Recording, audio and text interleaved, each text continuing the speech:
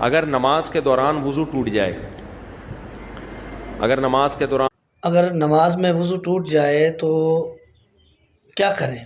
اس کے متعلق مفتی صاحب نے اشارتاً فقہ حنفی کی توجیحات کو بیان تو کیا ہے، لیکن اس پر زور یا زبردستی نہیں کی کہ ان کی پیروی کی جائے، لیکن خود ہی وہ اس بات کی طرف لوٹ آئے ہیں جو حق ہے۔ اور حق کیا ہے؟ قرآن اور حدیث۔ قرآن اور حدیث میں جو بات بیان کی گئی ہے ان کی طرف رجوع کرنا میری اور آپ سب کی ذمہ داری اور رسپانسبلٹی ہے۔ کیوں؟ جب تک علم نہیں ہے تو نہیں ہے، اگر علم ہو گیا تو اس پر عمل کرنا میری اور آپ کی ذمہ داری۔ اگر نہیں کریں گے تو ہم نے رسول اللہ صلی اللہ علیہ وسلم کی اطاعت نہیں کی۔ تو حدیث میں ہے اگر وضو ٹوٹ جائے تو وضو کریں اور نماز ادا کریں۔